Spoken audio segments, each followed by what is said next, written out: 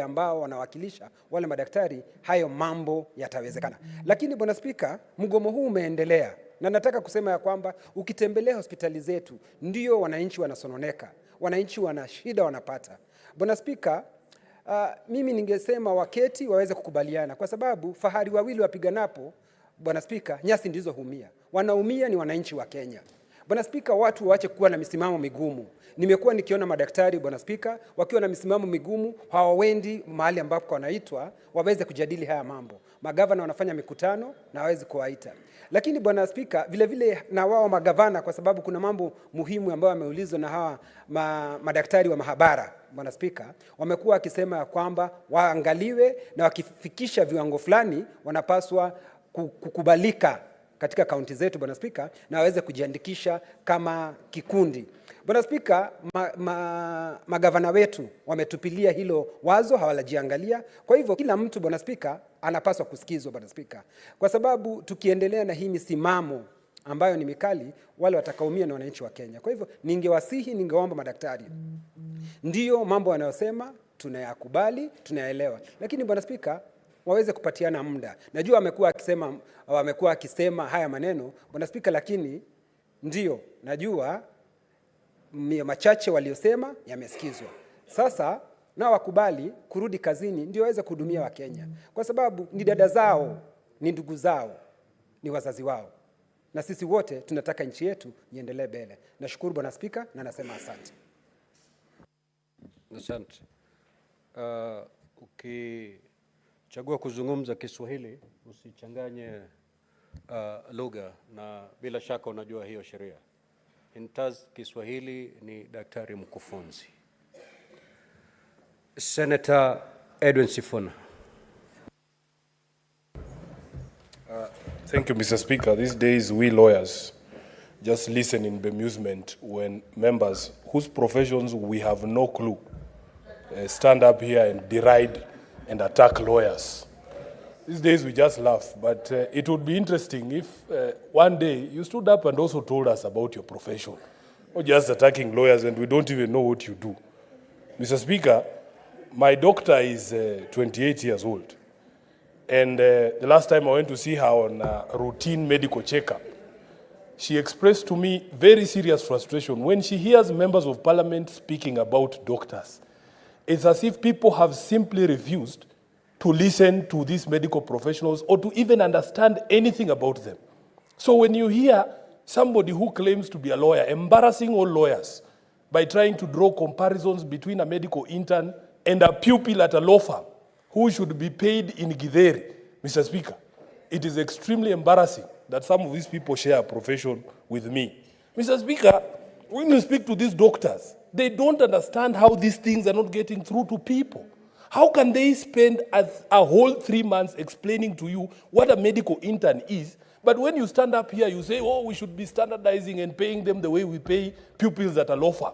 Mr. Speaker, it is extremely frustrating, and I'm sure even now she is losing her mind where she is, and I'm hoping that I can channel some of that energy that I'm sure she's going through right now.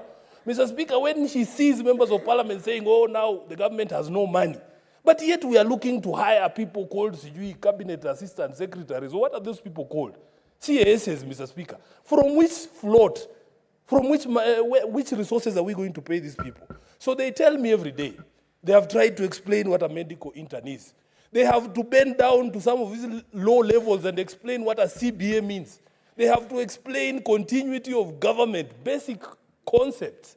They have to explain, Mr. Speaker, very basic things. And it is very, very frustrating for them.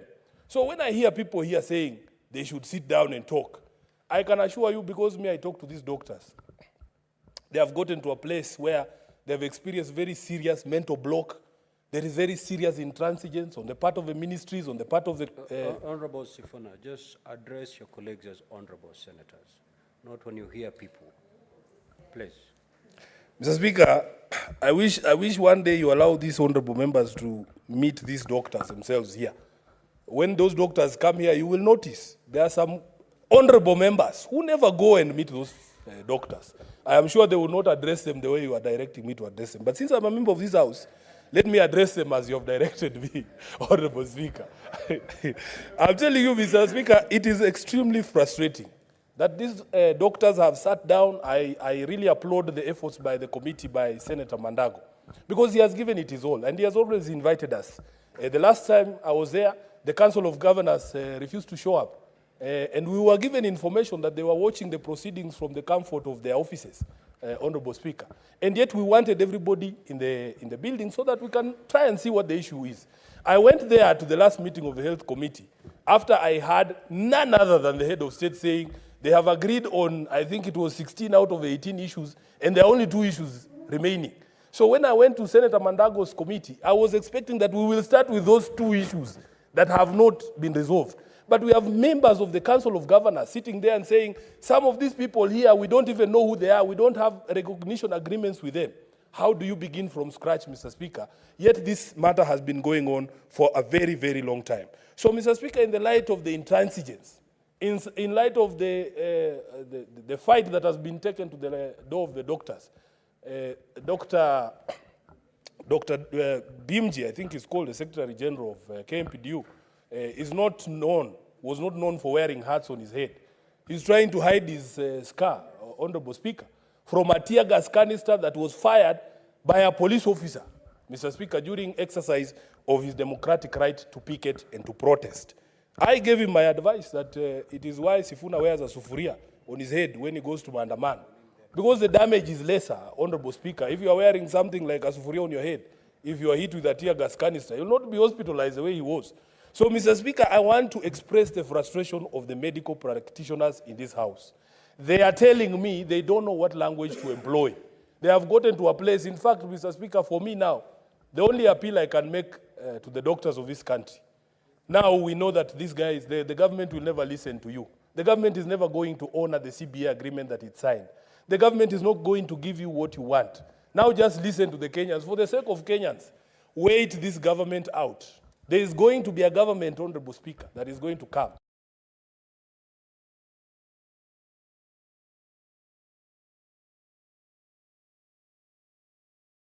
People in servitude that you cannot, under Article 30, hold somebody under forced labor. You need to pay them for their services. So my appeal to the doctors of this country, it's not common for me to advise somebody to abandon their right, to abandon their cause. I know they are right, but they are speaking to a stone. Mr. Speaker, somebody who has deliberately refused to understand their situation in basic terms such as medical intern. Wait this government out. It won't be long, Honorable Speaker. We are in 2025. I can assure you, when this side goes to that side, Mr. Speaker, and I hope you will be there to see it, and I hope you will be sitting there when I'll be addressing you from that other side, Honorable Speaker, you will not have some of these challenges in this country. I thank you. Senator Sifuna, that is a very good campaign piece. Not necessarily appropriate for the debate before us, but nevertheless, Honorable Mungatana Danson. Thank you, Mr. Speaker, for giving me the opportunity. Mr. Speaker, I would want to make a comment on the statement that was read by Honorable Professor Margaret Kamar on the ECOSOC PAP working session on advancing free movement of labor in Africa. Mr. Speaker, the Honorable Professor Kamar is a member of our Pan-African Parliament and a professor who has given us a lot of leadership in the Trade Committee. Mr. Speaker, although I head that delegation, but Professor Kamar in the Trade Committee of the Pan-African Parliament has been extremely resourceful. And this particular committee of Pan-African Parliament, Mr. Speaker, held a session recently in the Seychelles. And the main purpose of this session, Mr. Speaker, was to discuss the free movement of professionals, free movement of skilled labor across Africa. Mr. Speaker, although I didn't attend, I know that Kenya was very well represented, and I wanted to just take a minute or two, Mr. Speaker, to discuss this statement that my colleague has filed. Mr. Speaker, African nations filed the African Free Continental Trade Area Agreement, and Kenya was the first one to sign in October 7th, 2022. And the reason is that Kenya stands to gain a lot. If you go to South Africa today, you will find people in high positions like directors in ministries serving the government of South Africa, and these are people who are from Kenya.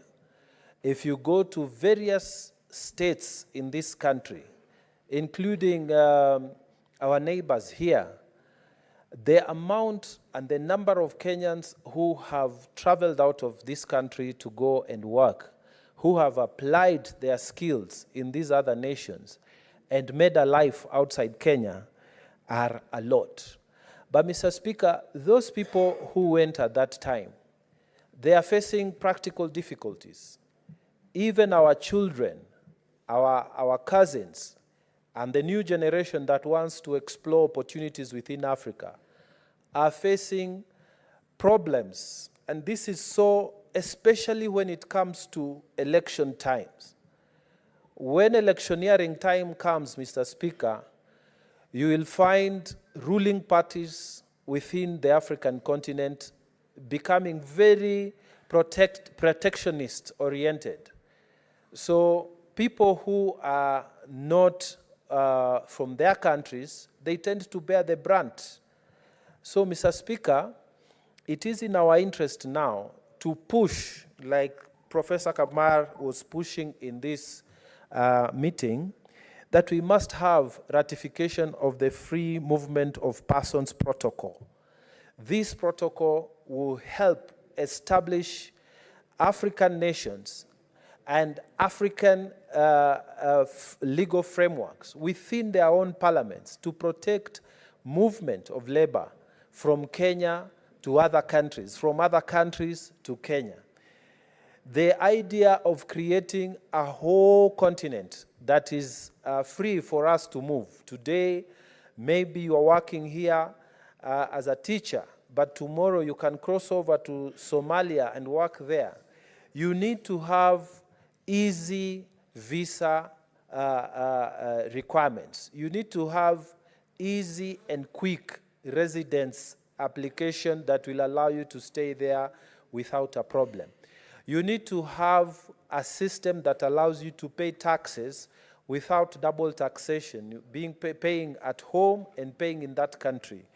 And this protocol, Mr. Speaker, that was discussed in Seychelles and as represented by Professor Kamar, it makes those kind of resolutions and awareness.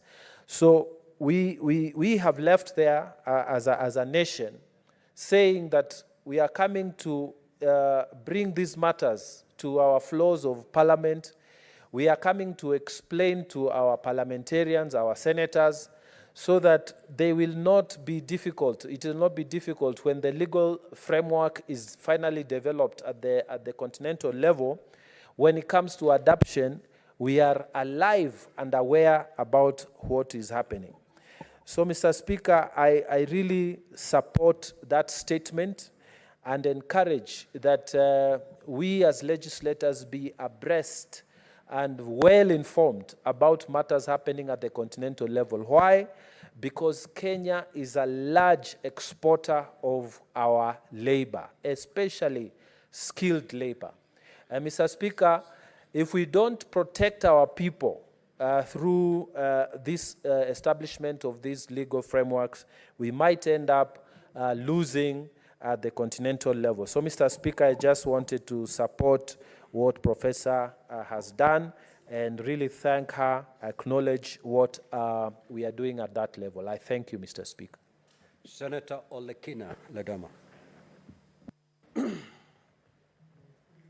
Thank you, Mr. Speaker. Mr. Speaker, I rise to support the statement by my chair on health, on this issue of strike of medical doctors. Mr. Speaker, I think we are missing the point here. Our committee has done the much that it can do when it comes to the issue of health. We now have the Labour Committee, which we hope will be able to take on the other issues that to do with the issue of salary delays, the issue of promotion, issues related to labor. Although we have taken the time to call the Minister for Health, the Minister for Labor, and also all these other stakeholders, our scope was limited because of issues associated with the committee. But I think it's about time, Mr. Speaker, that we ask ourselves serious questions. And these are serious questions that are supported by the Constitution. Health is devolved.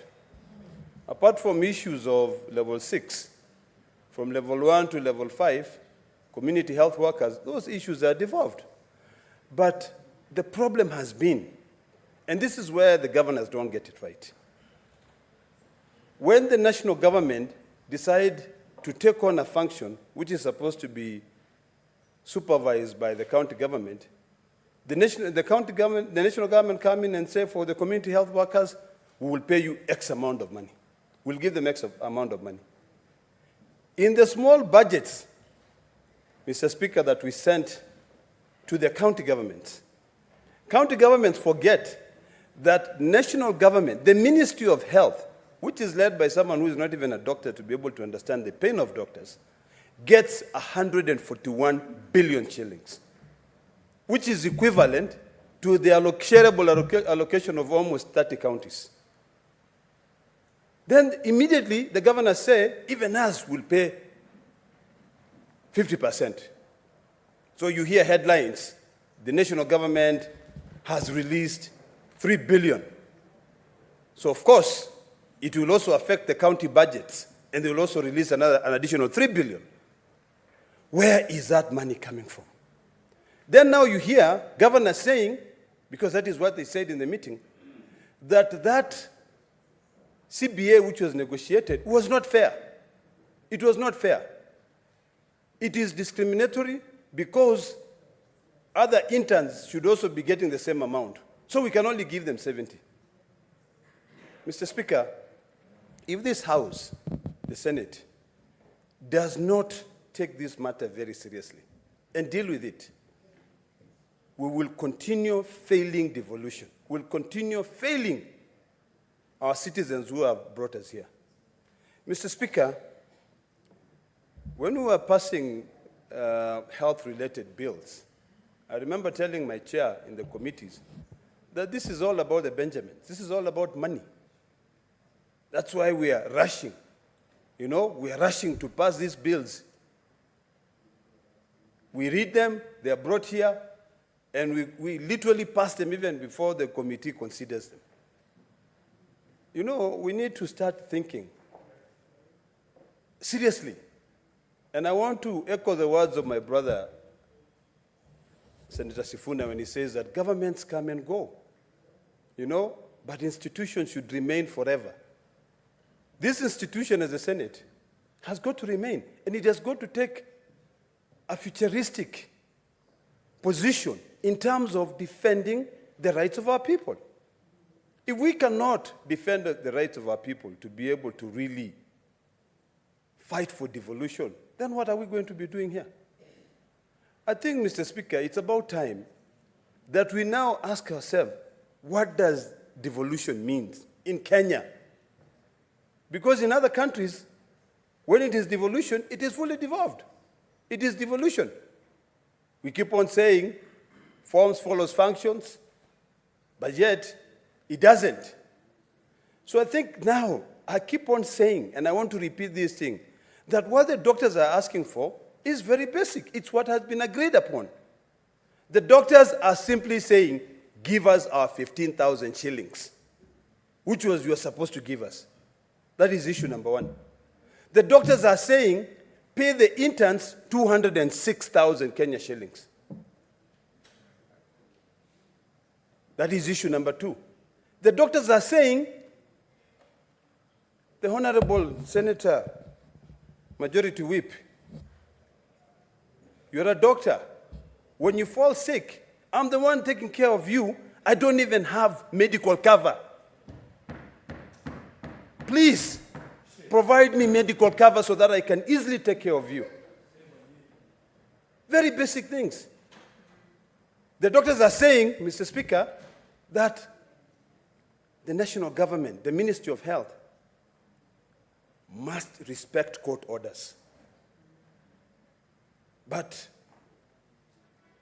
when we have meetings, they say we have agreed on 15 or 13 matters, if we have not agreed on 2 matters. The 2 matters that you've not agreed are the ones that you are mandated by the court for you to be able to agree.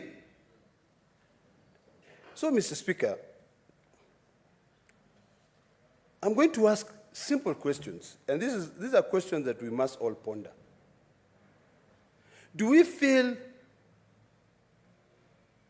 great when our people are dying in hospitals? Mr. Speaker, I can say 80% of all the hospitals in this country are closed now. People go and they lose their patients. Small things which could be resolved just because of this argument saying that an intern is not a doctor. The training that an intern gets is different. A doctor gets is different from any other interns. Completely. So, Mr. Speaker, if we don't know, let's say we don't know, and agree to be told. And this is the biggest problem of having someone leading that docket. And she has got no clue about what doctors go through. Incompetence of the highest order, Mr. Speaker. Mr. Speaker, this is a matter which should pain all of us. We are here to defend the interest of our people. We shouldn't defend any individual interest. We defend the interest of the collective, all the Kenyans, because the truth of the matter, Mr. Speaker, is that right now, the people who are in the Ministry of Health have become overnight billionaires. Why? Because there's a lot of money in the Ministry of Health. When you are controlling a budget of 141 billion shillings, you're equivalent to about 30 governors. So you'll stand there and you say, no, you can easily say whatever you want to say. Because you don't give a hoot in hell about the life of Kenyans.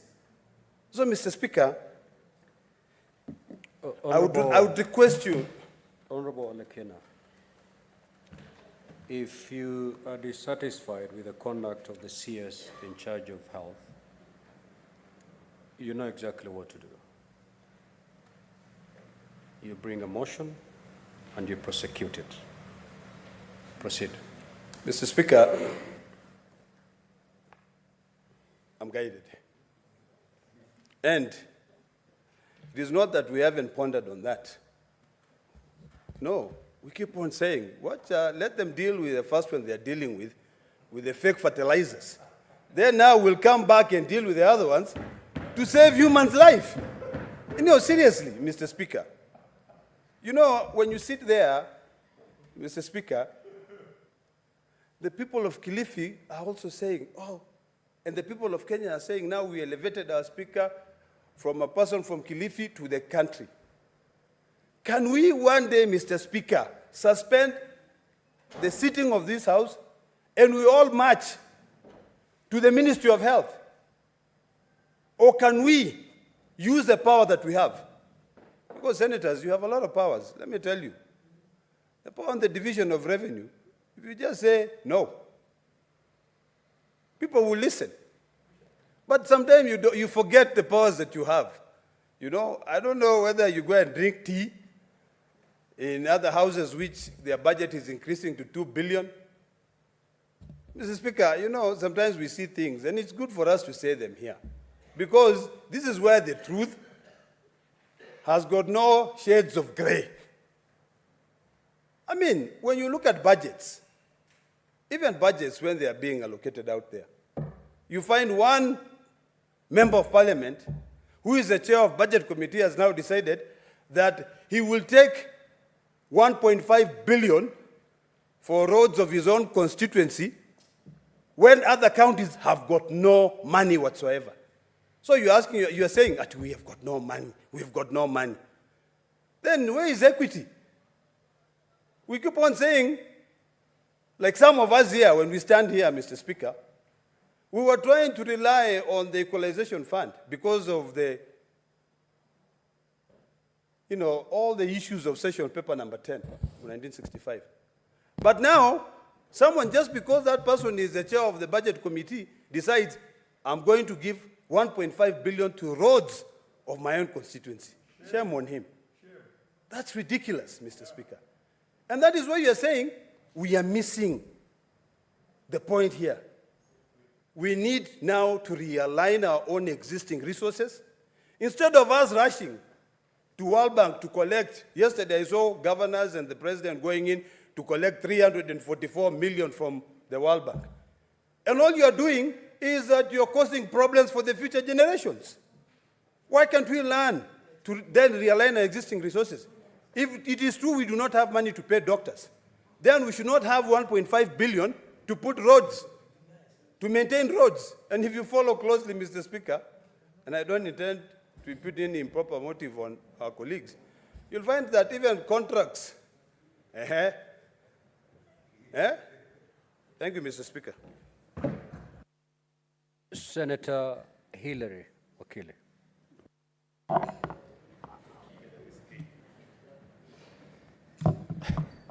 Thank you very much, Mr. Speaker.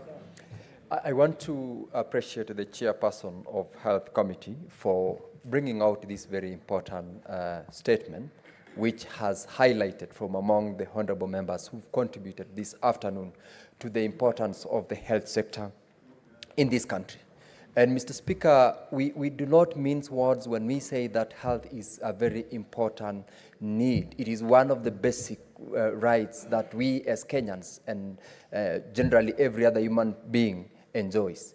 And therefore, when the Committee on Health reaches out to attempt a resolution to the strike that, Mr. Speaker, for the first time has gone for a very long time. I note that the previous strike, Mr. Speaker, took longer than this, and this one, even if it were to have taken a day or two, Mr. Speaker, it is a risk thing to let go of the people who are the ones who would take care of our sickly brothers and sisters from wherever they come from, to be out, not to be working, because one life lost, Mr. Speaker, is as painful as that which has been lost otherwise than by the failure of the doctors to be present to support them. And so the committee that has gone out of its way to attempt to bring forth a solution and also to bring the doctors back in itself is commended. And I want to commend them for that good job. Honorable members, Mr. Speaker, have talked here about the challenges that we have. We all have, among those of us who have taken time to read and understand the challenges within the medical field, from the doctors, from the government side, from the unions. And Mr. Speaker, two things have come out clear. And one of which, Mr. Speaker, is the fact that we didn't have to wait until it gets to where it is for it to become a crisis, for all the players and parties to get involved and participate in whether it's about negotiations, whether we're bringing on board the whole government approach. It has been a crisis. We didn't have to wait for it to get to where it is. However, Mr. Speaker, when you look at again one major aspect of this issue, we've been told about a CBA that apparently people are saying has not been honored by the government. When we look at that document that was signed previously, it was signed noting the continuity of the government. It was signed by parties where at times certain county governments were involved, were not involved, especially where services indeed are supposed to be committed by the county governments. Such that, Mr. Speaker, as we talk about the crisis that we are in, as we seek for efforts to resolve this long-standing, very important issue, we should not point fingers. It doesn't help it doesn't resolve. But when a committee, as health committee, has reached out, it is going to direct where the blame to be taken. And therefore, I believe that when we talk about a CBA that was signed, who signed that CBA in the first place? Was it signed by the national government? Was it signed by the county governments? Was it signed by the union? Because we appreciate the fact that the rights of the doctors, the rights of all employees is enshrined in the Constitution. They are entitled to have it. And to the extent that they have that CBA, is it that there was an outright intentional failure to honor that part of the CBA? The question is out there. The question is a concern to all the Kenyans. And I believe the intervention by the national government, by the Council of Governors, and the goodwill that we desire from among the unions who are exercising their right, Mr. Speaker, to fight for the rights of their doctors, whether they are interns or whether they are registrars. I believe the Honorable Majority Whip can comfortably defend that aspect the way Honorable Senator Sifuna defended the lawyers in terms of the desire not to compare apples and oranges, or otherwise to compare interns and doctors and interns with lawyers. Therefore, the option that the government is taking, the option that the Committee on Health is taking to intervene is something that we all should support so that we have these doctors back to work, we have our people. And Mr. Speaker, most of the people who actually end up suffering are those who would go to public hospitals. None among the members in this House, as one member did state yesterday, would largely suffer as that villager who would entirely depend on services from a public hospital. It is something that we must call it as is, and it's something that we must have our own united effort to make sure that the rights of the doctors are protected, and also the rights of those people who entirely depend on doctors for treatment and for services equally is protected. I therefore support and applaud the chairperson of the committee and the members of that committee for the effort that they would seek to intervene and support this cause of bringing the doctors back to work and support the people of Kenya. I thank you. Senator Faki. Asante Mheshimiwa Spika pia kwa kunipa fursa hii kutoa kauli yangu juu ya ripoti ya kamati ya afya ambayo imewasilishwa na Senator Mandago, Senator wa Gatuzi la Uasin Gishu. Mheshimiwa Spika, mgomo wa madaktari sasa umekuwa donda sugu, kwa sababu kwa zaidi ya mwezi mmoja tumekuwa na mgomo huo na hakuja kuwa na muafaka wa kuweza kutatua mgomo huo. Mheshimiwa Spika, tukiangalia sehemu nyingi wananchi wanapata shida, hususan wakati wa sasa ambapo kumeingia mafuriko na mkurupuko wa magonjwa kadhaa yanayosababishwa na maji. Kwa hivyo ilipo haja Mheshimiwa Spika ya serikali kukubali, kwa sababu hawa wanaotaka madaktari ni wa Kenya, wanatumikia wananchi wa Kenya, pesa zinazolipwa ni za Wakenya. Kwa hivyo sioni sababu gani kwamba serikali waweze kukaa ngumu wakati wale wanaotaka kusaidiwa ni madaktari na ambao wanafanya kazi muhimu katika nchi yetu ya Kenya. Mheshimiwa Spika, binafsi nilitembelea hospitali kuu ya mkoa ya Pwani tarehe 1 mwezi huu, na nikaona kwamba huduma nyingi zilikuwa zimesitishwa isipokuwa zile za muhimu tu.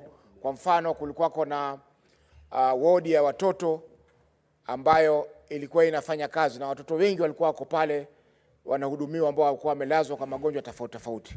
Lakini la kunifurahisha Mheshimiwa Spika ni kwamba madaktari walikuwa wanahudumia watoto wale, walikuwa wamejitolea licha ya kwamba wanakuwa na hisia za kuwa waweze kushiriki na wenzao kwa mgomo ili wahakikishe kwamba matakwa yao yamepatikana. Mheshimiwa Spika, masuala ambayo yanazungumziwa na madaktari ni masuala ya msingi. Ni masuala ambayo mfanyakazi yoyote ni lazima aweze kuwa nayo ili aweze kufanya kazi kwa utulivu akijua kwamba haki zake zimelindwa. Mheshimiwa Spika, mwaka juzi tulipokuwa na janga la corona, madaktari wengi walipoteza maisha yao kwa sababu walikuwa hawana kinga. Manasi pia walipoteza maisha kwa sababu walikuwa hawana kinga. Kwa hiyo Mheshimiwa Spika, yale mambo ambayo madaktari wanayapigania ni mambo ya kimsingi. Ukosefu wa bima ya afya kwa madaktari, Mheshimiwa Spika, mishahara ambayo iko chini ya kiwango ambacho anastahili kulipwa. Mheshimiwa Spika, Senator Cherargei alizungumzia kwamba madaktari wanalipwa vizuri kuliko mawakili ambao hawajahitimu. Hiyo ni kweli Mheshimiwa Spika, kwa sababu waliweza ku negotiate na serikali na wakakubaliana kwamba walipwe pesa ambazo wanalipwa. Kwa hiyo serikali haiwezi kuja miaka mitatu baadaye ikasema kwamba pesa wanazolipa ni nyingi, kwa hivyo zipunguzwe. Tumeona bajeti ya serikali inaongezeka maradufu. Tumeona juzi bajeti ya CAS na wengineo ambao zinaweza kuhusishwa. Kwa hiyo Mheshimiwa Spika, hili ni swala la ubadilifu wa rasilimali, kwa sababu kama miaka miwili, hiyo ni mwaka wa pili kutoka serikali hii ya Kenya Kwanza iingie mamlakani, waliweza kulipa miaka hiyo miwili ile kiwango kile ambacho kinadaiwa sasa. Ni jambo gani ambalo limefanya kwa mwaka huu wakatae warudi nyuma kuhusiana na muafaka ambao ulipatikana miaka 7 iliyopita? Kwa hiyo Mheshimiwa Spika, ni lazima serikali irudi nyuma, ikubaliane na matakwa ya madaktari, kwa sababu yale wanayoyataka mengine ni mambo ambayo tayari yako, si jambo jipya ambalo linatakana kufanyika. Asante Mheshimiwa Spika. Senator Boni, you were on my dashboard, but your name just disappeared. Should I assume that you no longer want to make any intervention so that I proceed to your colleague? Proceed.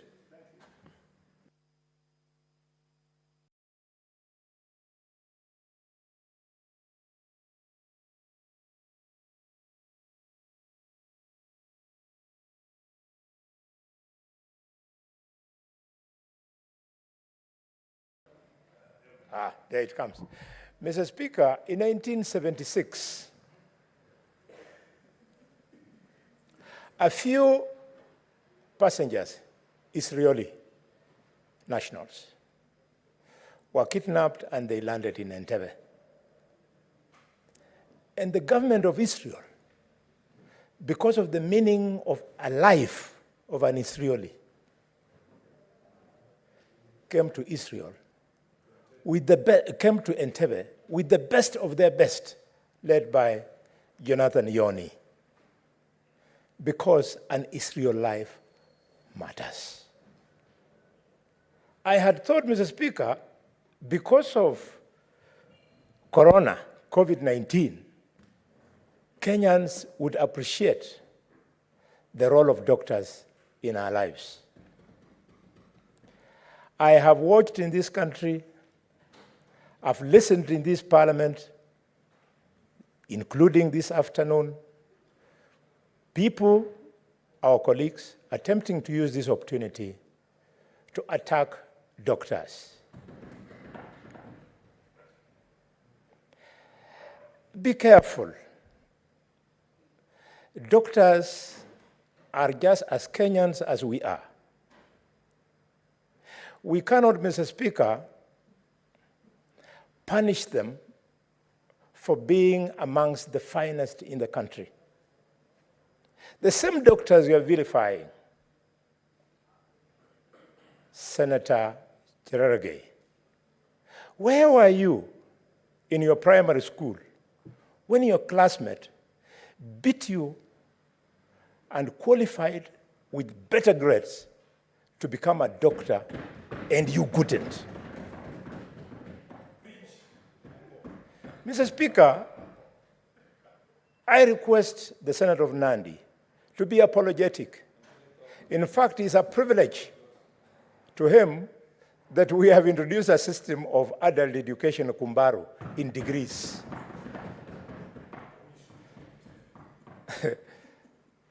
Otherwise, traditionally, he should not appear in court at all, because it's only Kumbaru that has allowed him to become a lawyer.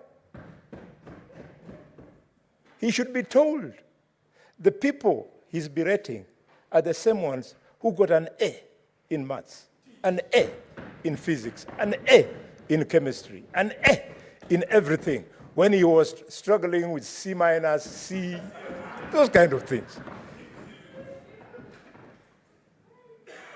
We must pay doctors. What is the big deal? And What's your point of order, Senator Mandago? Honorable Speaker, understanding Order 105 statement of fact, I don't dispute that doctors require A's in grades to qualify, but can the Senator for Kakamega prove that Senator Cherargei had C- and C?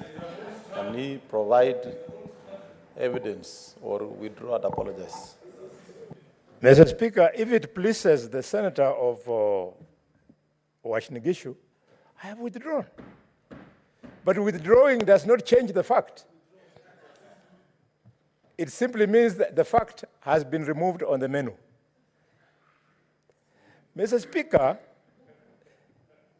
I don't know. I'm very disturbed when I hear a lot of voices on the minority side pushing the correct agenda, and the majority on the majority side defending the wrong agenda. I wonder, who told members of parliament that you are elected to come to parliament so as to support the government, even when in its policy, the government is wrong? Who told you? It is our responsibility on the majority side, on the minority side, to critically critique government policy so that we make it better. Mr. Speaker, if we do not correct the problem of these doctors, do you know it can go on for the whole year? For your information, colleagues, your child who tonight will have an asthmatic attack, God forbid, is not going to be treated by anybody else other than the medical interns at the private hospitals. Because we senior doctors do not go on call. The younger doctors, the ones you're calling unqualified people, they are the ones who are on the first line. They are on call throughout the night, so they moonlight. They go for locum in private practice so as to make up. These guys can remain on this strike for 1 year because when they are on locum, they are paid better. Number two, the principle of perpetual succession. The CBA that was negotiated between the doctors those years before was between the doctors and the minister of that time. I think it was Mutahi Kagwe or somebody. So what Mutahi Kagwe and his fellow cabinet agreed is as binding as the one that Nakhumicha will agree with the doctors. And I want to appeal to Nakhumicha. Nakhumicha, relax. You are our kid sister. Relax completely. I told you, you were in Ekolomani a few months ago, and you said you're going to close Igo Hospital because you found the mortuary. You're not going to close, you're going to demote it from level 4 to some other level because the mortuary service and ambulance service was having a problem. That is not your role, Minister. Your role is to correct, to improve where it is not working.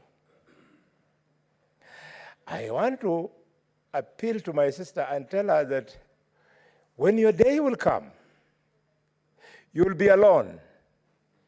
Ask Linturi. Today, Linturi is facing the music alone. Accountability is an individual issue.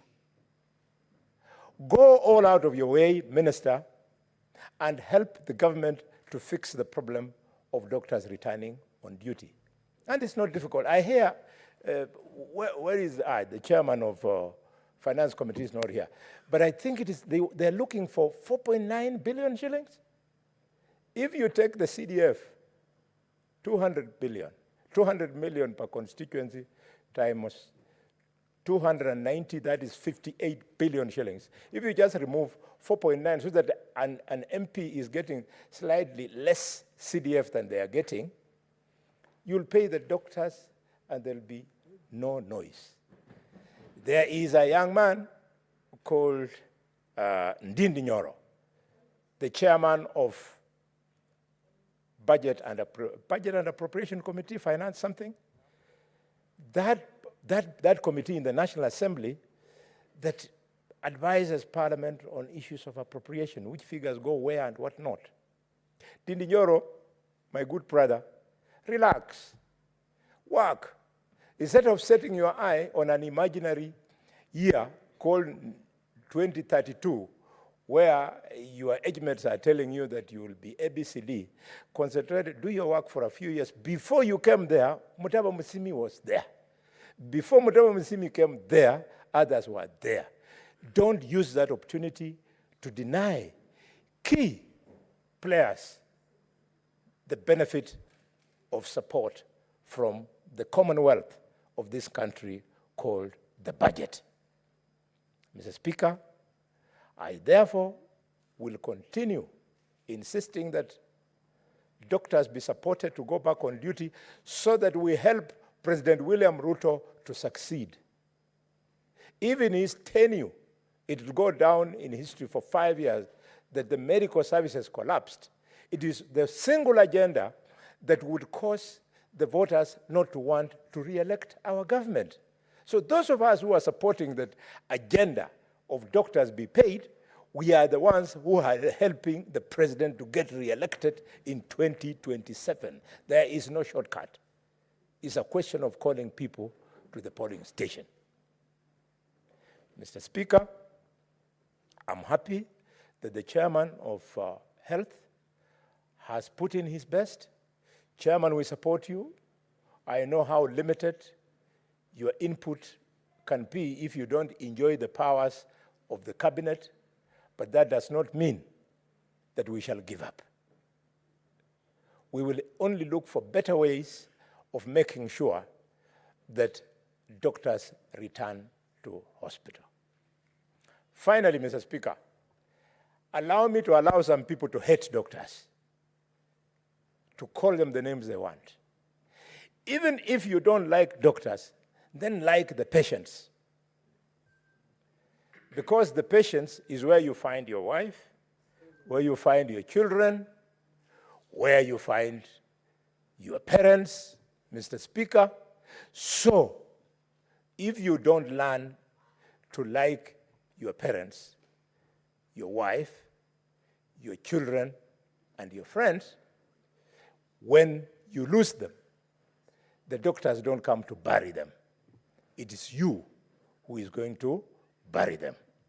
And I'm glad that the Senator for Nandi has now come back. I wish we could change standing orders so that he could be given another chance to apologize to doctors. Those of us, Mr. Speaker, What is your point of order, Senator Cherge?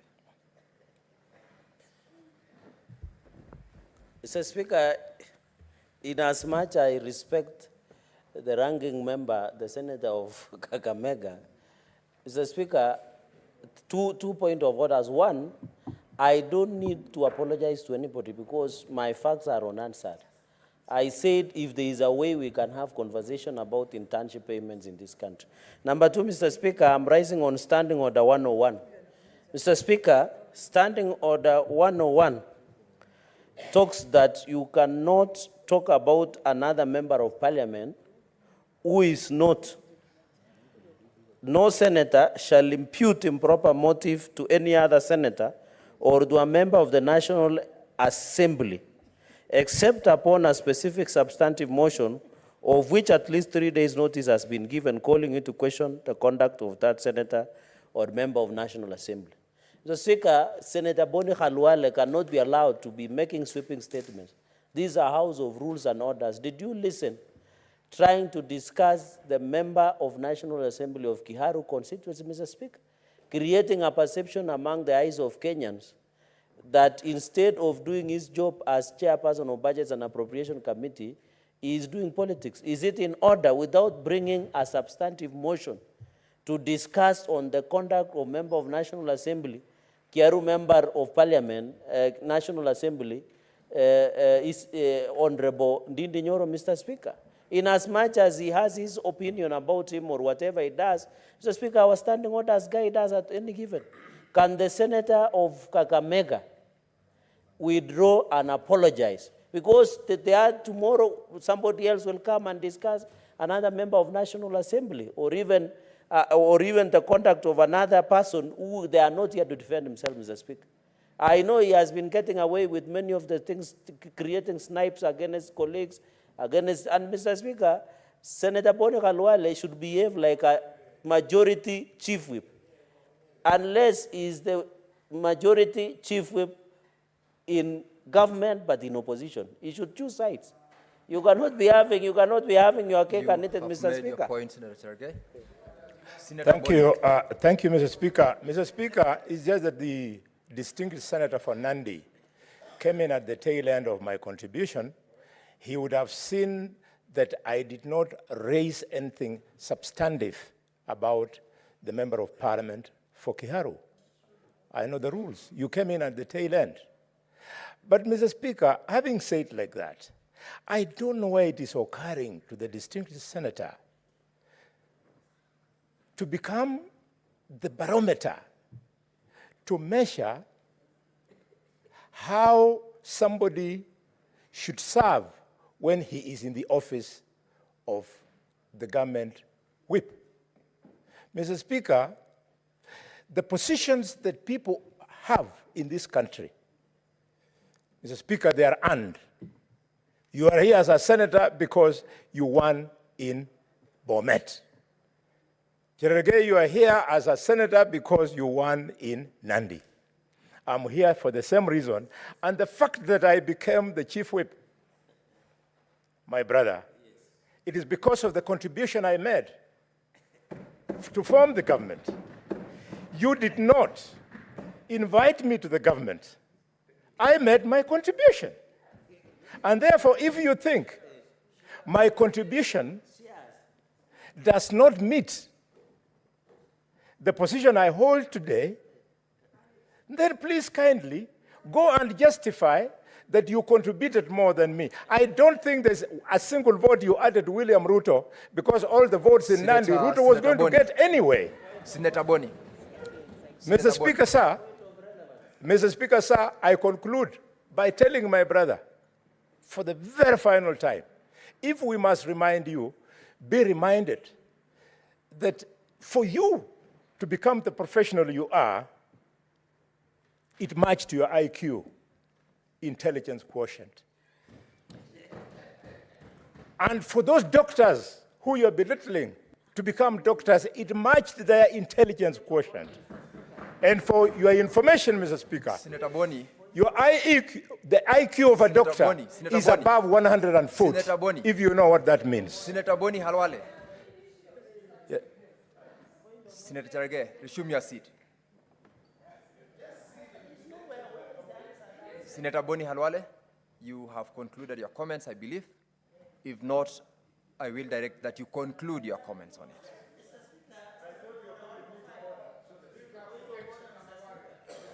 Senator Cherargei, allow Senator Boni to just conclude. Yeah. Allow Senator Boni to. Honorable Senators, order, Honorable Senators. Order, Honorable Senators. Order, Honorable Senators. Order, Senators. Order, Honorable Senators. I believe you all know the emotiveness of this discussion that we have had. And I am seeing the interest. Senator Boli, resume your seat. And I'll not allow you to speak any further. I will allow only one more member from either side to speak to these statements. We have expended over 1 hour on this particular statement. I will allow one member from either side, then we progress to deal with other matters in this particular assignment. Senator Boli. Order, Senator Boni. Senator Manzo, you already spoke to this. Then the next person is Senator Eddy. Thank you. Senator Eddy. Hey, I've been waiting. Senator Lwale, I was protecting you. Can you protect me by listening? Senator Lwale, now Order, give me time. senators. Order, senators. Allow Senator Eddy to be heard in silence. Proceed, Senator Eddy. Mr. Speaker, since I got into this house, there is no day I have tried to disparage or in any way belittle any report from any committee or from any individuals who have been given tasks on any issue in this house. But, Mr. Speaker, I must say that the thought expressed by the Committee of Health in this particular document has disappointed me. And it has disappointed me because, Mr. Speaker, I really need your attention.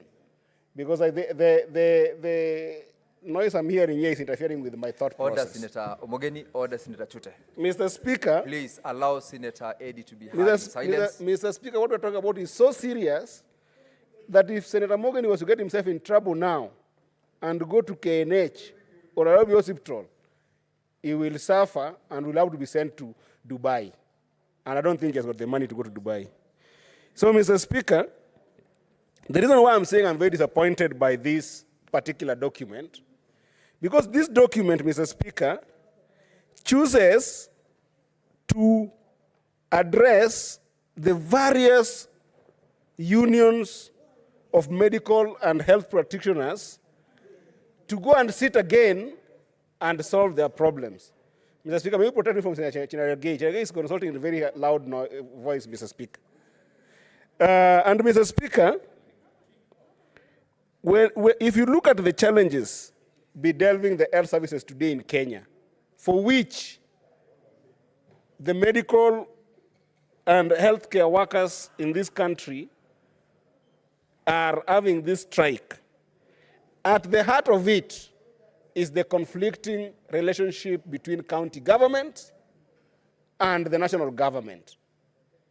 And therefore, when we get an opportunity as a Senate to pronounce ourselves to these matters, Mr. Speaker, we must pronounce ourselves to the extent that we are bold, we are courageous, and we can be able to make resolutions, not mere recommendations, for people to go and sit and further negotiate.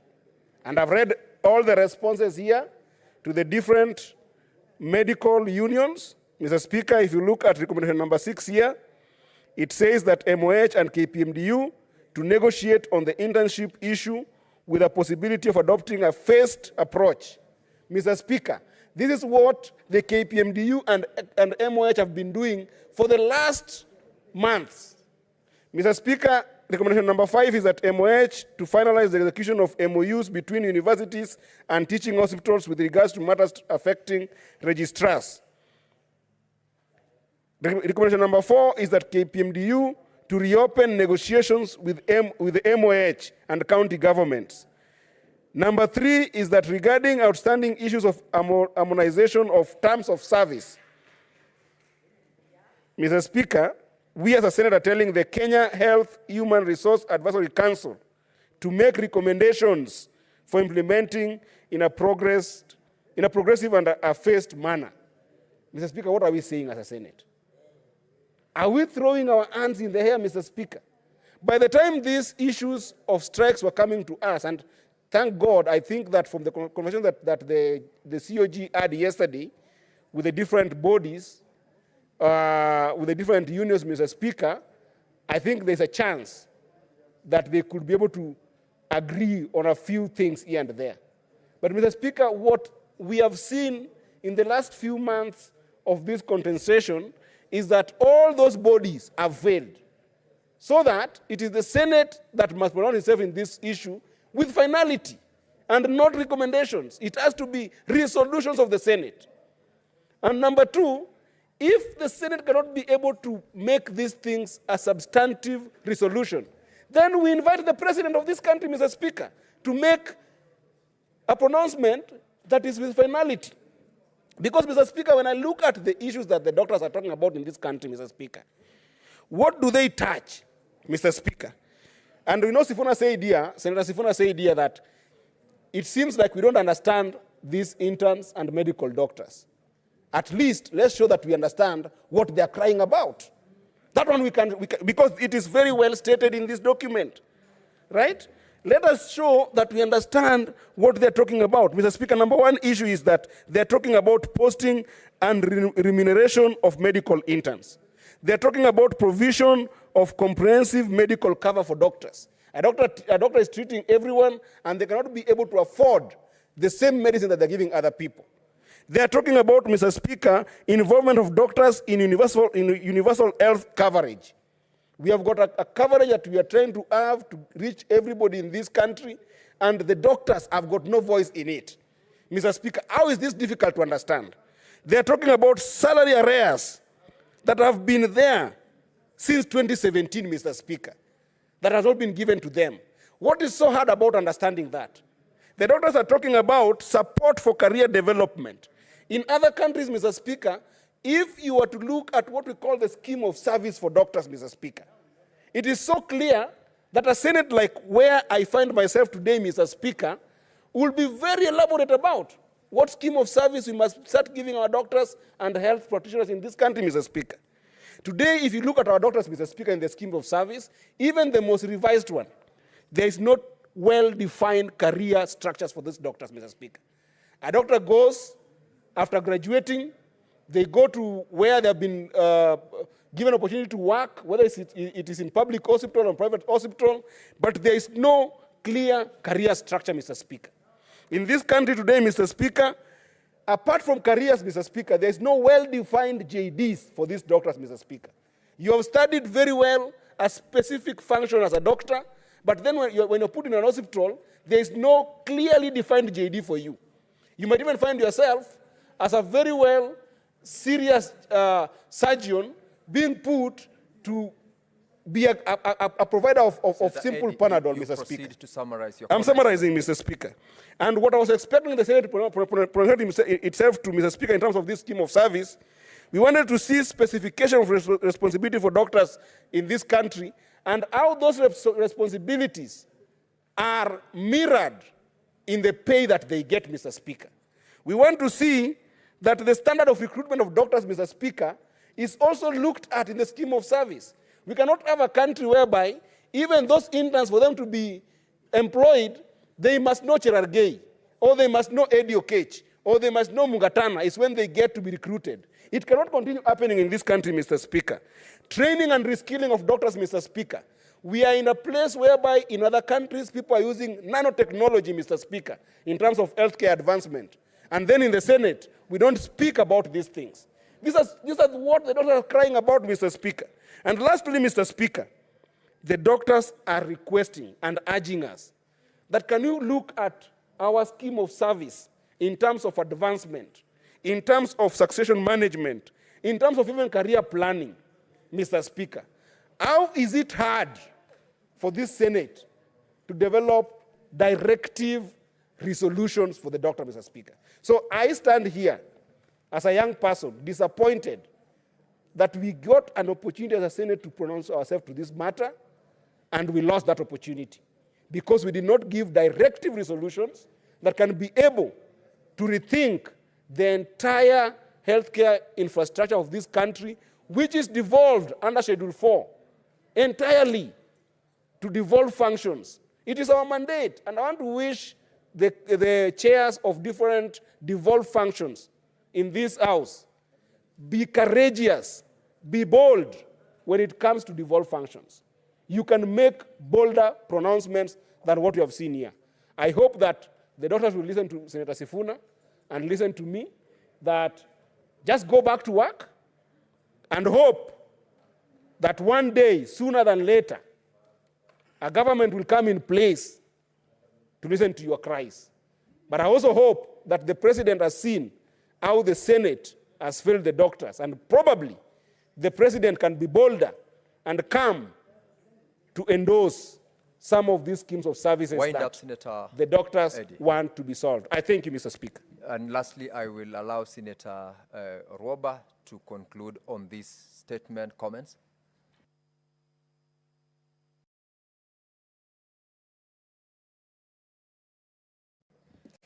Thank you, Mr. Speaker. I've been patiently waiting to add my voice to the report, Speaker.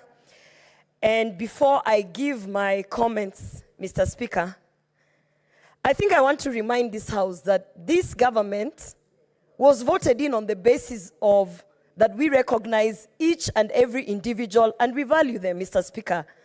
I've been listening to our whip, to Senator Sifuna, the doctors who are here with PhDs, the lawyers who always remind us that they are smarter than us. All these people who think, Mr. Speaker, are actually better than other Kenyans, Mr. Speaker. I've been listening to them keenly. And I've been sitting here wondering, do they understand that all 47 delegation, plus the 20 senators who are here on a platform of equity? And whether you are a doctor, whether you are a lawyer, whether you are a Mama Mboga, whether you are a Mama Karanga, like our Mama Haki, nominated senator from Mombasa, we are all sitting on the same seats. So, Mr. Speaker, every time when a conversation is brought to this House and I hear lawyers saying, you know, as a lawyer, you know what are you talking about, Mr. Speaker? We are all senators. We are all elected. We are all representing the same Kenyans. And by the way, Mr. Speaker, it is just a reminder to this House that you might think you know everything, but just as Senator Sifuna has pointed out, we don't know everything, Mr. Speaker. Senator Gloria, do you want to be informed by Senator Faki? Mr. Speaker, let me just say this. Do you want to I have a background in architecture. I have a background in community Senator work. Gloria. I do not want to be informed by a person who does not have 3 backgrounds of relevant and vast experiences in different industries. Mr. Speaker, let me just say this. I want to remind all the Kenyans, and particularly our elected leaders from ODM, who, Mr. Speaker, campaigned very hard but failed to convince the electorate because they came with that pride of we are lawyers, we are people. Mr. Speaker, Kenya Kwanza won this government on the basis of kazi ni kazi, Mr. Speaker. Kazi ni kazi. And if you had Senator Gloria plan, Roba, the yes. chair is reminding you to confine your comments to the statement. Confine your comments to I stand guided, Mr. Speaker. I wanted to put clarity that, indeed, this government was voted in by 50+1% of the Kenyan population on the basis that they were convinced that they wanted a leader who recognizes all people. Mr. Speaker, kazi ni kazi. And on that basis, Mr. Speaker, and maybe Senator Sifuna could be right, Mr. Speaker, that we don't understand what medical interns are, Mr. Speaker. Because, Mr. Speaker, one thing is clear. This issue of trying to elevate one industry as you demote the other, or denounce the doctors as you elevate the other, Mr. Speaker, that is not how we are going to come to a conclusion on how to deal with the crisis that we have with our healthcare sector, Mr. Speaker. First of all, that attitude, Mr. Speaker, that we are expressing, even in this House, the upper house, that some people are higher than others, that is the reason why we have every single time the medical representatives walking out, Mr. Speaker. It is the attitude of not understanding that, first of all, whether you are more special than the other, our doctors are not in hospital, Mr. Speaker. Mr. Speaker, I've also heard various senators, instead of contributing and adding their voice to a solution on what we can do as a House, as a Senate, to help in this negotiation and actually open that deadlock that we have, Mr. Speaker. Instead, I have had very honorable senators come here to try and say that our cabinet secretary should not have been put there because she's not a doctor, Mr. Speaker. Today we had our cabinet secretary of interior. Is he a policeman? Was he a Kenya Defense Force officer? Is he a major general? No. Mr. Speaker, we have to start understanding that that kind of minute thinking is the reason we are not solving the health crisis, Mr. Speaker. We should focus our engagement, Mr. Speaker, on why we cannot meet this issue of the interns, Mr. Speaker. Mr. Speaker, As I finalize on my... Senator Gloria, there is a point of order from Senator Christopher. Thank you very much, Speaker. I would like to find out if, according to you, Speaker, it is in order for the senator to say that there are senators in this House with minute thinking. I believe that her point precisely is saying the opposite, that we are all here equitably, and therefore we all have the same type of thinking that brought her here, so there shouldn't be a segregation of those who have minute thinking and those who have otherwise. So I wanted your direction the same so that the senator can be guided. Senator Gloria, you may rephrase that reference to... I actually do not recall having said minute. However, maybe for clarity, let me say this. And Mr. Speaker, I have the privilege of having gone to St. George's Secondary School, so my English is very good. Mr. Speaker, I actually said that we should not limit our arguments to simplistic thoughts, Mr. Speaker. We should not limit our arguments to simplistic thoughts, simplifying very complex matters. Because I have heard Senator Halwale, and it is in the Hansard. Senator Halwale said that our cabinet secretary, who's not even a doctor, does not understand doctors, blah, blah, blah. And in that comparison, I was just reminding the House that we have our our cabinet secretary for interior. Senator Mr. Gloria, Speaker, having belabored the point, let me conclude on what I want to say, Mr. Speaker. This government was voted in by a majority of Kenyans by the fact that we are standing on equity, Mr. Speaker. Our policies, all the things that are in the plan, the Kenya Kwanza plan, Mr. Speaker. Senator Gloria, conclude. I am concluding, but just allow me to conclude, Mr. Speaker. The Kenya Kwanza plan, every single policy that is in there, the basis is on equity. We actually won this election because we said, kazi ni kazi, Mr. Speaker. So in that sense, Mr. Speaker, I want to implore my fellow senators, while they are contributing to the issues of doctors, Mr. Speaker, to remember that... Senator Gloria, there is a point of order by Senator Eddy. Mr. Speaker, I have another point of order, number 101, content of speech, and 105. Mr. Speaker, you've listened to Senator Gloria executing the issues of elections and how elections were won in this country and how the agenda of the Kenya Kwanza regime are under trial in this particular conversation this afternoon, Mr. Speaker. Where is relevance in this, Mr. Speaker? I don't even know which statement Senator Gloria is talking about that has questioned whether the current regime lost an election or won an election, that has questioned whether the manifesto is being followed or not. Mr. Speaker, what is the statement she's referring to? You've made your point. Resume your seat. Senator Gloria, conclude as you... Mr. Speaker, if you protect me from all these points of orders, you know, the thought would not be lost, Mr. Speaker. This issue of kazi ni kazi, which is a basis of the policies of Kenya Kwanza, it is ensuring, and I am actually magnifying, that whether you're an intern, or you're a doctor, or you're a lawyer, or you're a flight attendant, or a controller of traffic, air traffic, or a hustler, or mamamboga, that we are not going to debate the crisis that we have in the health sector on the basis that the lawyers are the ones who should be allowed to contribute. Mr. Speaker, let me conclude by saying that I sit in the Labor Committee, and the issue of CBAs is an issue that actually we need to legislate, Mr. Speaker. Just yesterday, we were trying to ensure that a worker from one of the tea factories was compensated their dues properly, Mr. Speaker. And just yesterday, the Labor Committee, and members of the Labor Committee are here, they can tell you, we found out that CBAs can even exist outside the Constitution. There was even a paragraph of a contractual agreement that can never be justified within our Constitution, Mr. Speaker. So, our duty as Senate, Mr. Speaker, number one, is to legislate around CBAs, I believe. Number two is to see how we can add our voice to ensure that the deadlock is open, Mr. Speaker. And I welcome the idea of bringing all hands on deck, Because, Mr. Speaker, we can't be doing the same things.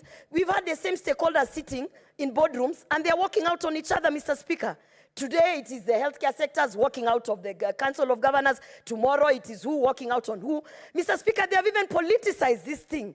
If you ask me, the leader of the health workers, Mr. Speaker, that guy is now turning into a politician. So, Mr. Speaker, I'm saying bring those people to Senate, because whatever they've been trying in those boardrooms, with the cabinet secretary, with whoever has been involved, it's clearly not working, Mr. Speaker.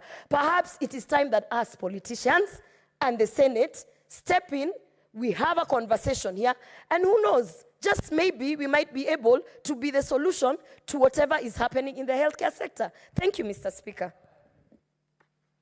Thank you, honorable members. That brings us to a close to the comments on the statement by the chairperson of Health Committee. And further statements pursuant to Standing Order 52, I'll call upon Senator Mandago. You have statement. Sorry, I'll go first with Senator Tabitha. Statement pursuant to Standing Order 52-1.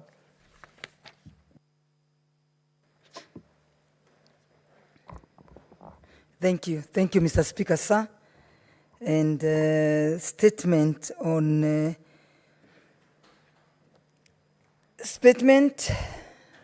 issue of general topic concern touches on Mai Mahiu floods disaster.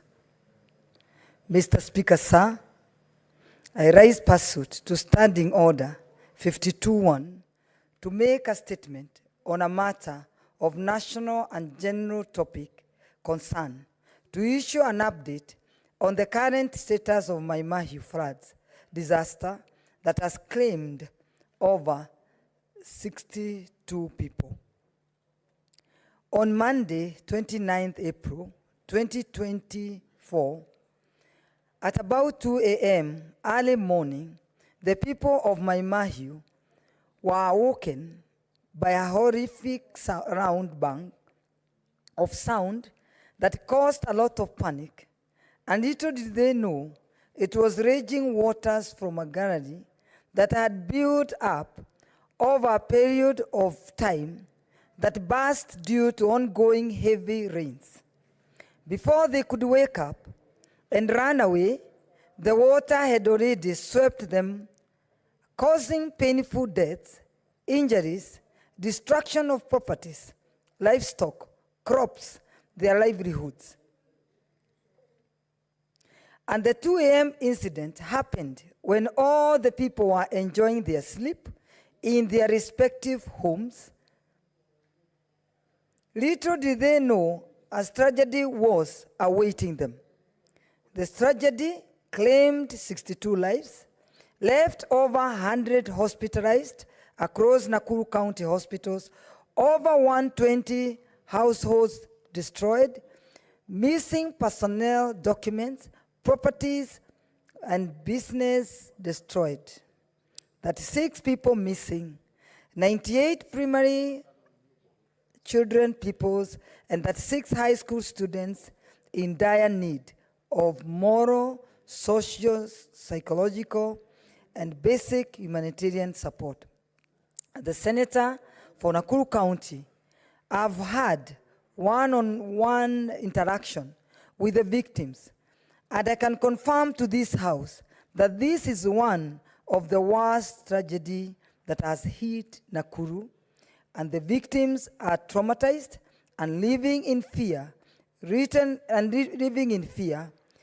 it's written, and the fear is written all over their faces.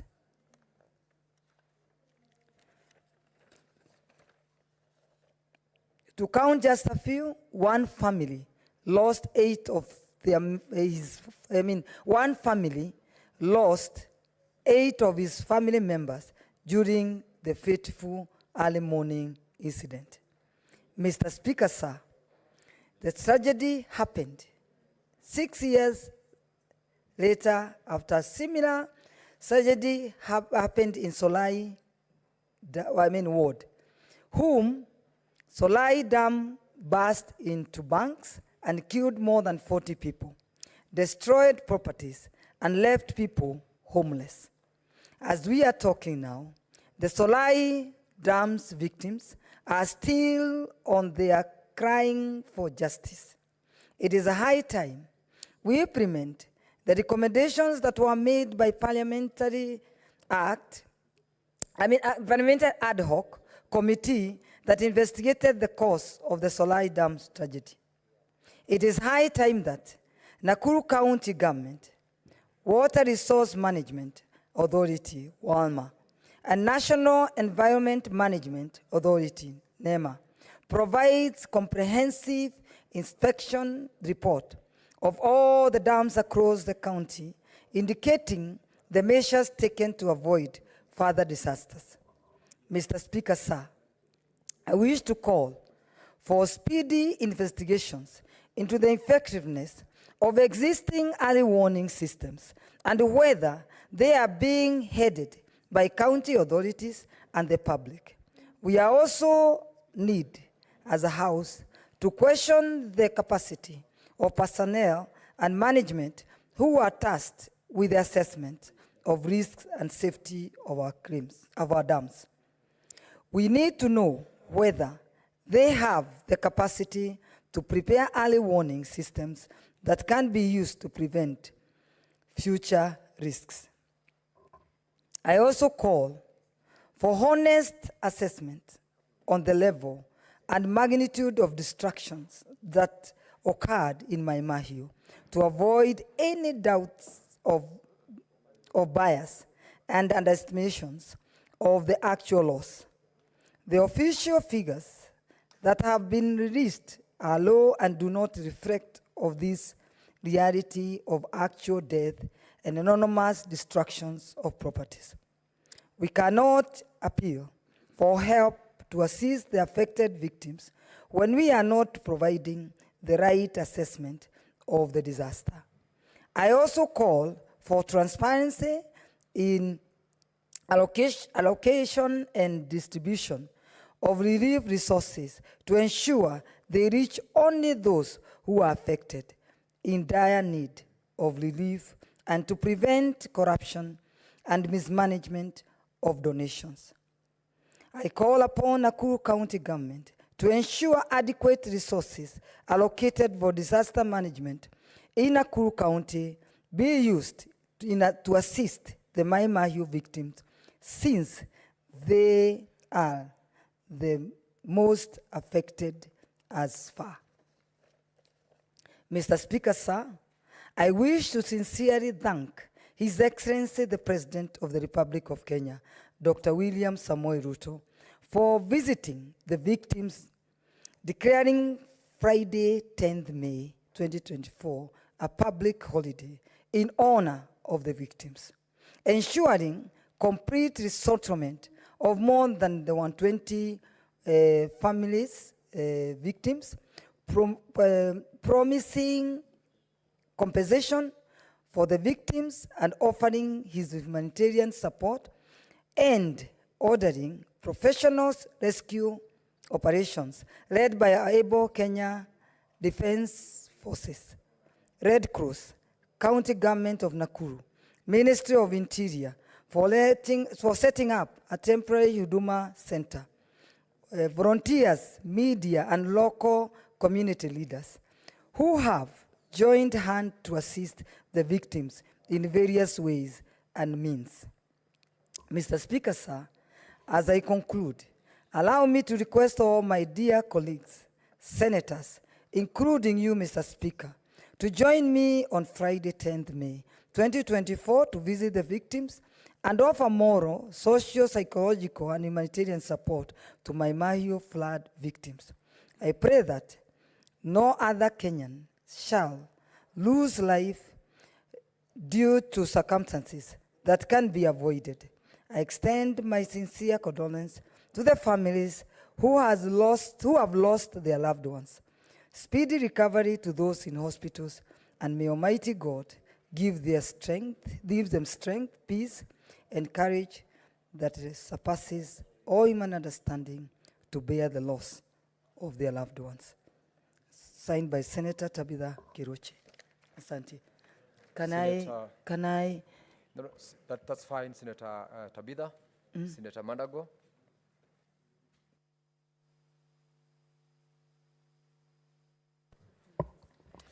Thank you very much, Honorable Speaker. Honorable Speaker, Mr. Speaker, statement by committee chairperson regarding reports of unethical transplant activities at Medihill Hospital, Eldoret. Mr. Speaker, pursuant to Standing Order 56(1)A, I beg to make a statement relating to a matter of which Standing Committee of Health is responsible, namely the grave allegation of unethical transplant activities at Medihill Hospital, Eldoret. Mr. Speaker, attention of the Standing Committee on Health has been drawn to a press release by the Kenya Renal Association dated 3rd May 2024 regarding unethical transplant activities at Medihill Hospital, Eldoret. Mr. Speaker, the statement from the Kenya Renal Association has raised serious concerns about the reported commercialization of transplants and transplant tourism at Medihill Hospital in Eldoret. The allegations involve the sale of kidneys from vulnerable donors and the importation of patients for transplantation, actions that directly violate the Health Act of 2017, which strictly prohibits organ trafficking. Such unethical practices not only undermine the integrity of the medical profession, but also tarnish the reputation of Kenya medical community on international scale. Mr. Speaker, the unethical trade in organs has led to a decline in voluntary donations and has fostered a dangerous black market for organs, posing unprecedented risks to human life. This environment not only encourages trafficking, but also increases the likelihood of violence and exploitation. Mr. Speaker, in addition to the immediate risk of human life posed by the organ trafficking black market, it's crucial to recognize the broader societal implications of such unethical practice. They erode trust in the healthcare system, undermine the principle of medical ethics, and perpetuate injustices against vulnerable individuals who are coerced or exploited into donating organs. Mr. Speaker, while Medihill Hospital has been singled out by Kenya Renal Association, it is essential to understand that the illegal trafficking of human organs is not isolated to just one institution. Rather, it is indicative of a complex and growing global problem that involves various individual networks and facilities across the nation, region, and abroad, and thus necessitates a thorough investigation. Mr. Speaker, this is to inform this House that my committee is well seized of this matter and will be engaging the Ministry of Health, the Kenya Medical Practitioners and Dentists Council, the Kenya Tissue and Transplant Authority, and affected communities, with a view of ensuring that robust and immediate action is taken and comprehensive efforts are initiated for purposes of strengthening regulation, promotion of ethical practice, and building public awareness. Mr. Speaker, I want to further appeal to the chairperson of the Standing Committee of the National Security, Defense, and Foreign Relations to engage all necessary government agencies and departments to ensure that these criminal activities are brought to an immediate halt. I thank you, Mr. Speaker. Mr. Speaker, allow me to also make the statement, reports on the toxic penicillin pediatric cough syrups in the market. Mr. Speaker, pursuant to Standing Order 56(1)A, I beg to make a statement relating to a matter for which the Standing Committee on Health is responsible, namely the presence of toxic penicillin pediatric cough syrup in the Kenya market. Mr. Speaker, the attention of the Standing Committee on Health has been drawn to an alarming press reports on the presence of toxic penicillin pediatric cough syrup in the Kenya market. Mr. Speaker, penicillin cough syrup is widely used to alleviate cough, chest congestion, hay fever, and allergic reactions in children between ages of 2 and 12 years old. Mr. Speaker, on April 11, 2024, the Pharmacy and Poisons Board issued a public alert and announced the recall of penicillin pediatric 100 ml cough syrup, purge number 329304. The syrup was manufactured by Johnson & Johnson in South Africa. Mr. Speaker, the recall was prompted by an announcement from Nigeria's National Agency for Food, Drug Administration and Control, which revealed unacceptable high levels of diethylene glycol and ethylene glycol in the product upon analysis. Both substances are associated with acute toxicity and have been linked to deaths of numerous children in Gambia, Uzbekistan, and Cameroon since 2022. Aside from deaths, ingestion of high levels of this substance can lead to severe side effects, including abdominal pain, vomiting, diarrhea, altered mental states, and acute kidney injury. Mr. Speaker, it is indeed concerning that the Pharmacy and Poisons Board did not detect the issue with the penylene cough syrup sooner, especially considering its impending expiration in April 2024. The lack of clarity regarding the duration of the syrup's presence in the market, the number of affected children, the extent of the recall, and the potential existence of similar harmful products raises significant concerns about public safety and regulatory oversight. Urgent action is needed to ensure a thorough investigation into the extent of the issue, achieve comprehensive recall of the affected product, and prevent the circulation of similar harmful substances in the market. Mr. Speaker, ensuring the safety and well-being of our children is a fundamental responsibility of any society. I want to assure this House that my committee is fully aware of the gravity of this matter and will be actively engaging with the Ministry of Health, the Pharmacy and Poisons Board, to gather comprehensive information and establish the facts surrounding the toxic cough syrup issue. We are further committed to understanding the actions taken by government to enhance pharmacovigilance and post-marketing surveillance in the country. I thank you, Mr. Speaker. Honorable members, we are way beyond the statement hour, and as a consequence, therefore, I will not allow any comment on the three statements that have just been read out, one by Senator Tabitha under Standing Order 52 and two by Senator Mandago under Standing Order 56. I will therefore call the next order. Order number 8, the Intergovernmental Relations Amendment Bill, Senate Bills number 12 of 2024. First reading. A bill for an act of parliament to amend the Intergovernmental Relations Act and for connected purposes.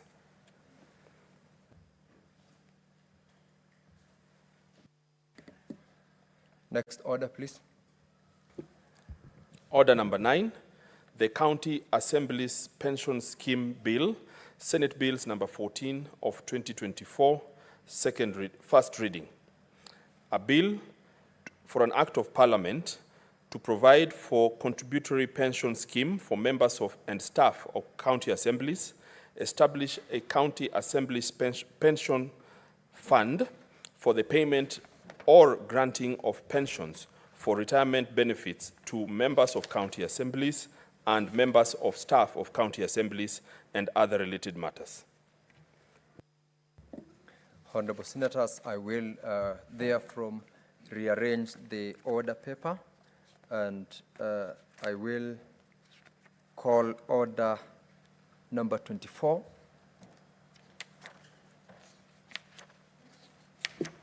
Shughuli 24, hoja kuidhinishwa kwa ruzuku ya masharti kwa ujenzi wa uwanja wa manispaa ya Mombasa.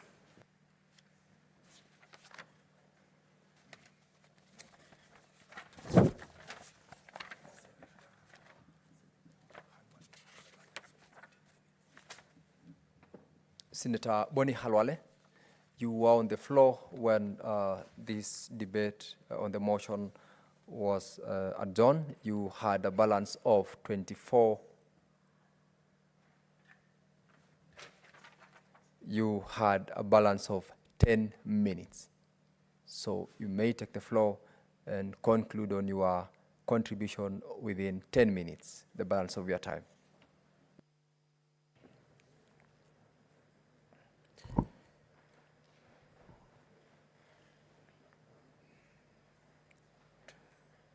Mike.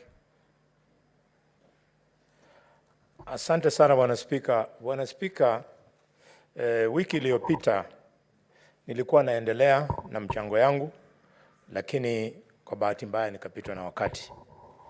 Ndio Bwana Spika, ningependa kuendelea kwa kukumbusha ndugu zetu kutoka Pwani kwamba tuko nyuma yao kuhusu hii hoja ya muhimu, na katika sera ya kandana Kenya hii, watu wa pwani wamechangia sana umaarufu wa soka katika hii taifa. Bwana Spika, nilikuwa napitia orodha ya majina ya wale ambao walifana sana katika uchezaji wa mpira. Bwana Spika, nikapata kwamba kwa wale top 50 wa Kenya, top 6 wanatoka pwani,